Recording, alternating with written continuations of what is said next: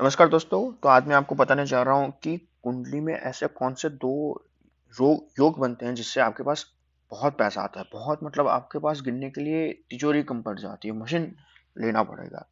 पहला ही राजयोग, उसका मतलब क्या होता है? मतलब कि त्रिकोण, जैसे मैं अभी बता रहा हूँ वो देखिएगा मेरी लाइन को, ठीक है। इसे बोलते हैं मूल त्रिकोण, 1 5 9। उसमें कोई भी ग्रह बैठा हो और उसका संबंध केंद्र से इससे बनता हो।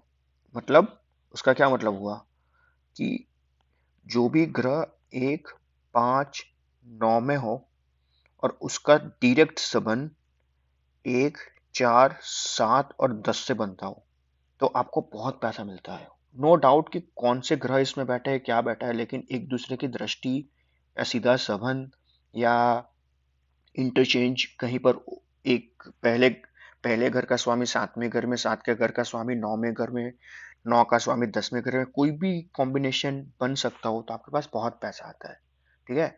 और दूसरा, उससे भी बड़ा योग, मान के चलिए आपके घर पे लक्ष्मी योग तो बन ही रहा है, ठीक है, और वहां से आपको लक्ष्मी योग भी मिलेगा। वो लक्ष्मी योग क्या है आपको वो पता चलेगा। लक्ष्मी योग बनने मतलब शुक्र और गुरु, है ना, ये दो ये दो जो कॉम्बिनेशन आप हो कि 1 5 7, एक 1 5 9, 1 4 7 10, ये ये बोलेंगे त्रिकोण, और ये बोलेंगे हम केंद्र।